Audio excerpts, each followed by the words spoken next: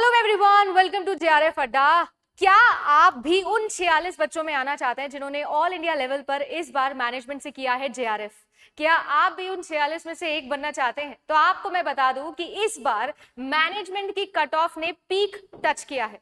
आज तक की अब तक की हाईएस्ट कट ऑफ जो है वो मैनेजमेंट ने अचीव करी। जेआरएफ के लिए, नेट के लिए और पीएचडी ओनली के लिए अगर आप क्वालिफाई करना चाहते हो जून 2025 या फिर दिसंबर 2024, अगर इन पर आपकी नजर है तो आपको मैं ये बता दूं कि बहुत इंपॉर्टेंट है कि अगले 2 महीने आपको क्या करना है वो आप जाने। और आज आप सभी लोगों के लिए ऑफ कोर्स आपकी एक्सपर्ट फैकल्टी मैनेजमेंट के योगेश सर के साथ मैं यहाँ पर आई हूँ ताकि आपको बता सकूं कि पेपर 1 और पेपर 2 मैनेजमेंट में आप कैसा कर सकते हो। मैं और योगेश यहाँ पर मिलकर आपको बताएंगे कि पेपर 1 और पेपर 2 दोनों में आप कितना एफर्ट्स डाल सकते हैं और कैसे क्वालिफाई कर सकते हैं, और इन 46 बच्चों में से एक आपका भी नाम हो सकता है। अगर मैं इन शॉर्ट बोलूँ तो मेरे एज अ स्टूडेंट 5 सवाल थे जो इस वीडियो में मैं पूछना चाहती थी कि क्या हमारे पास में एक क्लियर्ड स्ट्रैटेजी है कि हम मैनेजमेंट के स्टूडेंट को कैसे जेआरएफ क्वालिफाई करवा सकते हैं? क्या उस क्लैरिफाइड स्ट्रैटेजी के साथ में क्लियर कंटेंट क्रिएटेड है जो एक स्टूडेंट को रिक्वायर्ड होता है?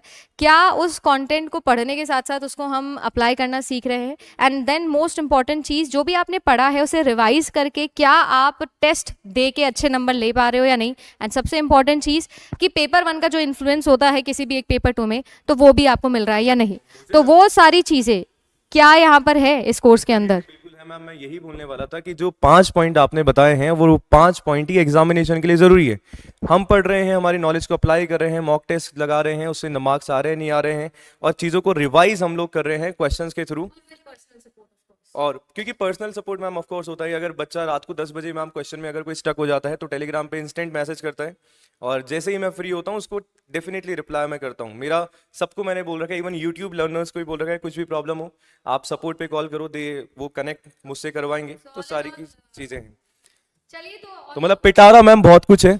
अगर यूज़ हम इसको करेंगे तो डेफिनेटली बेनिफिट तो होने वाला है, नुकसान कुछ भी नहीं है। So all and all I think जैसे मैं आज बस मेरा ऐसे मूड हुआ कि थोड़ा योगेश सर से बातें करें, थोड़ा जाने कि क्या वाकई में जेआरएफ अड्डा जो क्वालिटी प्रॉमिस कर रहा है, जो बता रहा है कि पिछली बार जो हमने सिलेक्शंस दिए, अब वो सिलेक्शन के बाद मैनेजमेंट का कितना पार्टिसिपेशन आने वाला है, तो क्या उसमें काम होंगे? तो आज ऐसे ही रैंडमली मैं इससे सवाल पूछने लगी, और सवाल पूछते पूछते मुझे लगा क्यों ना अब इसको हम यूट्यूब पे डालें और देखें कि बच्चे के सवाल और मेरे सवाल कैसे सिमिलर। तो आज ऐसा स्टूडेंट ही आई और इनसे सवाल पूछे। उम्मीद करती हूँ कि जितना सेटिस्फैक्शन मुझे फील हुआ आपको भी हुआ होगा।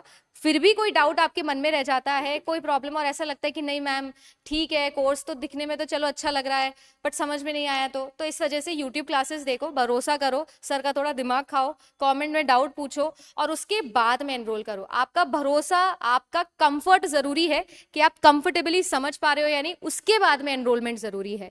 तो सबसे पहले तो कट ऑफ के बारे में थोड़ा बहुत डिस्कस कर लेते हैं। जैसे कि आप सभी लोगों ने देखा कि यहाँ पर आप लोगों की जो कट ऑफ है जेआरएफ की वो गई 214 नंबर, यानी कुल मिला के अगर मैं बात करूं तो 107 क्वेश्चन आप लोगों को सही करने हैं आउट ऑफ 150, तो जाके आपका जेआरएफ में चांस मिलेगा। और ये हम सब जनरल कैटेगरी की बात करें, 184 नंबर पर आपका नेट हुआ है। अगर हम लोग बात करें तो आपको लगभग 92 क्वेश्चंस जो है वो यहाँ पर सही करने हैं आउट ऑफ 150, तो जाके आप लोगों का नेट क्वालिफाई होगा। और ओनली पीएचडी के लिए आप देख सकते हैं कि 162 यहाँ पर आपकी कट ऑफ गई है। ऑल इन ऑल अगर मैं बात करूं योगेश, तो क्योंकि आपने पूरा मैनेजमेंट का ऑफकोर्स एनालिसिस किया होगा, तो आपको क्या लगता है कि इस बारी की जो कट ऑफ है उसको इतना हाई जाने के क्या क्या आपके रीजंस रहे? और इसी के साथ साथ अगर हम लोग बात करें तो आपको क्या लगता है कि पेपर 1 का कितना इन्फ्लुएंस है जो पेपर 2 मैनेजमेंट में आ सकता है? थोड़ा सा बात करें मैनेजमेंट के ऊपर। बिल्कुल मैम, जैसा मैंने पहले भी डिस्कस किया था स्टूडेंट्स के साथ, और मैंने बताया भी था कि लास्ट हमारा जो दिसंबर 2023 एग्जामिनेशन हुआ था उसका जेआरएफ का जो कट ऑफ था वो 194 मार्क्स था, और इस बार का जो कट ऑफ आपको देखने को मिला है वो 114 डायरेक्टली 214 डायरेक्टली जो है 20 नंबर का, यानी कि 10 क्वेश्चंस का जो है डिफरेंस देखने को मिल रहा है। मैंने जो एक्सपेक्ट किया था मैम, मैंने लास्ट एक्सपेक्ट किया था कि 206 और 208 तक हमारा जा सकता है, पर अनएक्सपेक्टेड चीज़ हमें देखने को मिली। आपको लगता है कि क्वेश्चंस इजी थे? नहीं मैम, ऐसा मैं बिल्कुल नहीं बोलूँगा कि क्वेश्चन में हाँ इजी थे। पेपर जो है बिल्कुल बैलेंस था, हर कोई उसको कर सकता था, और ऑफ कोर्स एनटी ने कुछ क्वेश्चंस ऐसे डाले थे जो नहीं बन रहे थे, तो हम ये नहीं बोल सकते कि पेपर बिल्कुल सिंपल था इसलिए जो है कट ऑफ आपका हाई चला गया।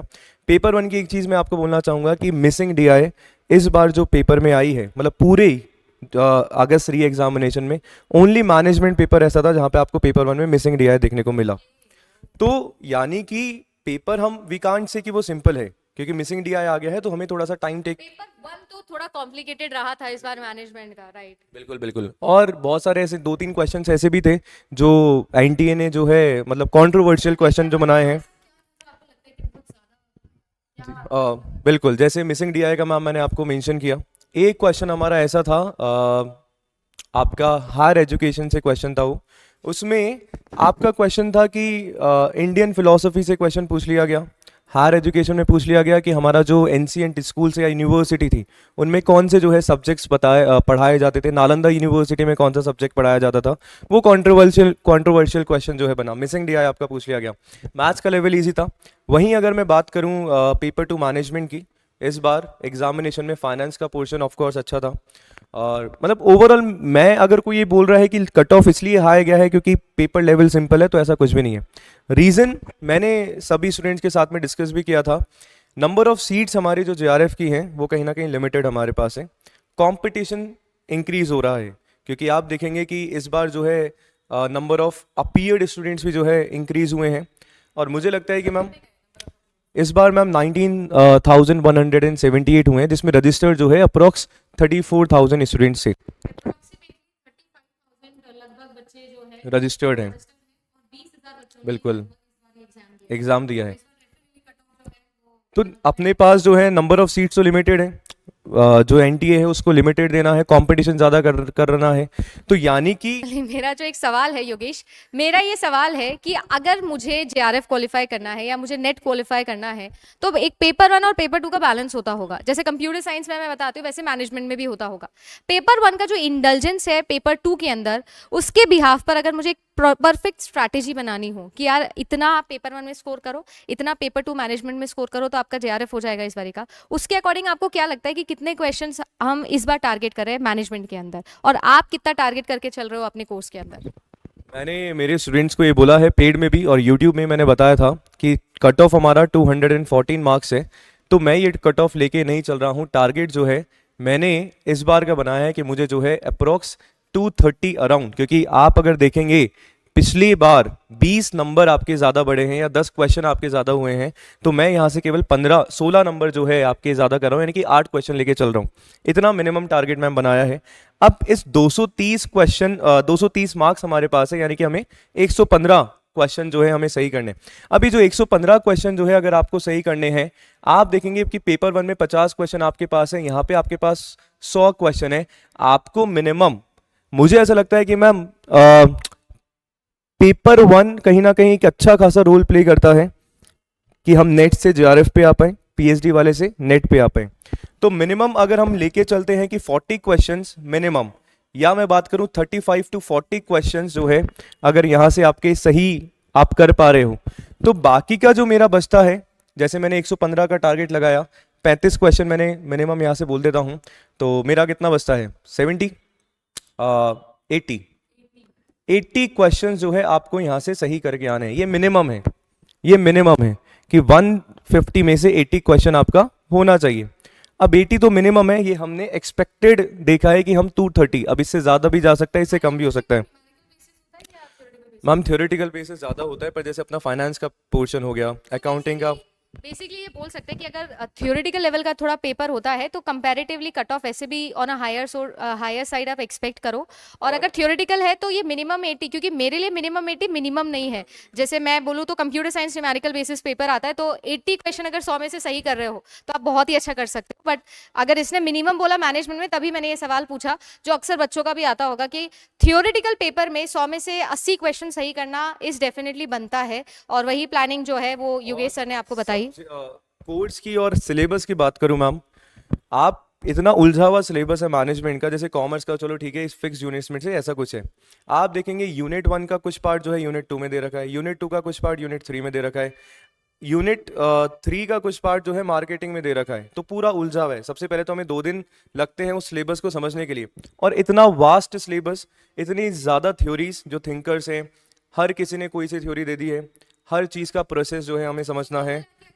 एक जगह मुझे लगता है कि अगर एक चीज़ हमको जो बना के स्टूडेंट को देनी चाहिए जिससे बेनिफिट हो, या जो हमारे वीडियो बनाने का भी मोटिव है, इज़ दैट कि सबसे पहले तो क्लैरिफिकेशन मिले कि क्या पढ़ना है, क्या पढ़ना है। और उसके बाद में उस क्लैरिफिकेशन के साथ साथ वो रिसोर्स मिलना, रिलायबल रिसोर्स मिलना, कि से फॉर एग्जांपल मैंने कोई एक टॉपिक पढ़ा तो उसके बुलेट पॉइंट्स मेरे पास है, उसकी टेबल मेरे पास है कि मुझे क्या याद रखना है, और उससे रिलेटेड प्रीवियस ईयर क्वेश्चन है जो आपके होने चाहिए। तो ऐसा क्या आप कोर्स में कर रहे हो? डेफिनेटली मैम, जैसे कोर्स में जो है बहुत चीज़ चल रही है स्ट्रैटेजी से। मैं कोर्स में केवल जो हमारे यूजीसी नेट एग्जामिनेशन से रिलेवेंट है, क्योंकि वैसे तो जो हमने हमारे बीबीए, एमबीए या ग्रेजुएशन, पोस्ट ग्रेजुएशन पढ़ा है, बहुत कुछ हमारे पास पढ़ने को है, पर यूजीसी नेट एग्जामिनेशन के लिए जो रिलेवेंट चीज़ें हैं वो करवाई जा रही हैं। प्लस टाइम हमारे पास दिसंबर 2024 एग्जामिनेशन के लिए कम बचा है। जो स्टूडेंट्स अभी एनरोल करने का सोच रहे हैं या जो सोच रहे हैं कि मैं दिसंबर 2024 अटेम्प्ट दूं, तो उनके लिए तो मैम मुझे लगता है कि बहुत ही कम टाइम है। उनको एक कंसाइज वे में जो है अपने सिलेबस को देखना है, और स्ट्रैटेजी के साथ जो है मुझे लगता है कि टारगेट पे जाना है कि दिसंबर 2024 एग्जामिनेशन हो। क्योंकि अभी अगर आप ये देखेंगे ना कि मैं रिसोर्सेज देखूं या मैं क्या पढ़ूं क्या नहीं पढ़ूं, उतने में टाइम चला जाएगा, और जितने में टाइम आपका जाएगा उतने में आपका जो पड़ोस वाला जो स्टूडेंट्स है, जो कॉम्पिटिटर है, ऑफ कोर्स वो अगर स्ट्रैटेजी से तैयारी कर रहा है मैम, वो डेफिनेटली आगे जाने वाला है, क्योंकि नंबर ऑफ सीट्स हमारे पास लिमिटेड है। ये चीज़ है मैम। ऑब्वियसली अगर आपको उन 46 में से एक बनना है तो एक्स्ट्रा एफर्ट्स तो आपको डालने ही पड़ेंगे। 60 दिन अगर मैं मान के चलूँ योगेश, तो क्या 60 दिन में प्रीवियस ईयर करवा देगा? क्या 60 दिन में यूनिट कंप्लीट करवा देगा? मैं तो एज अ स्टूडेंट इस वीडियो में आज क्वेश्चन मार्क लगाने आई हूँ भाई। हाँ, मैनेजमेंट वाले जी। बिल्कुल मैम, देखो जैसे तो बात ऐसी है, प्रीवियस ईयर क्वेश्चन की कोशिश तो है, जो बिल्कुल क्लासेस के बीच में हम लोग करवाते ही हैं। और ऐसा नहीं है कि जब जैसे मैं कोर्स में करवा रहा हूँ तो जैसे मेरे 2 से 3 टॉपिक हुए, उसके बाद जो है उससे रिलेटेड पीवाईक्यूज और एमसीक्यूज हम लोग करवा रहे हैं, सो दैट जो हमने पढ़ा है उसको अप्लाई करना सीख पाए। देखो पढ़ते तो बहुत कुछ है, पर जब तक आपने उसको अप्लाई करना नहीं सीखा है, पूरा जो है आपका वेस्ट हो जाता है। तो कोर्सेज में जो है बहुत कुछ चल रहा है आपके पास, देख सकते हैं कि पेपर 1 के स्पेशली 10 ईयर्स के जो है पीवाईक्यूज आपको मिल जा रहे हैं यहाँ पे। Test series, of course test series लगाना बहुत ज़्यादा ज़रूरी है मैम। मुझे लगता है कि कहीं ना कहीं बच्चों को लगता है कि हमने सब कुछ पढ़ लिया है, हमें सब कुछ आता है, पर जैसे अभी मैंने मेंशन किया कि हम उस चीज़ को, हमारी नॉलेज को अप्लाई नहीं कर पा रहे हैं, और जब तक नॉलेज को अप्लाई नहीं कर पाओगे, क्वेश्चंस लगा नहीं पाओगे, मॉक नहीं देना आता है, और सबसे इंपॉर्टेंट है टाइम मैनेजमेंट, क्योंकि बहुत कुछ हमारे पास है, 3 घंटे में 150 क्वेश्चन आपको देखने हैं। तो ऑफकोर्स टाइम मैनेजमेंट आपका टेस्ट सीरीज को होगा, जो भी जो है कोर्सेज के साथ आपको दी जाती है, और बहुत कुछ है। रही प्रीवियस ईयर क्वेश्चंस की बात, प्रीवियस ईयर क्वेश्चन में मैम मुझे लगता है ऑफकोर्स ऐसा तो है नहीं कि बिल्कुल कॉपी पेस्ट करके क्वेश्चन हमारा आ जाता है। वहां पे भी अगर आप प्रीवियस ईयर क्वेश्चन लगा रहे हैं तो आपको ये देखना है कि वो जो क्वेश्चन मेरा है, उस क्वेश्चन से रिलेटेड जो आसपास के कॉन्सेप्ट बन रहे हैं, तब जाके चीजें जो हैं मुझे लगता है प्रॉपर हो पाए। तो जरूर बताइएगा कि वीडियो कैसा लगा, और मैं कोशिश करूंगी कि ऐसा सभी सब्जेक्ट में करे, और सभी सब्जेक्ट का जो है वो एकदम ब्लूप्रिंट बना के आप लोगों के सामने आए।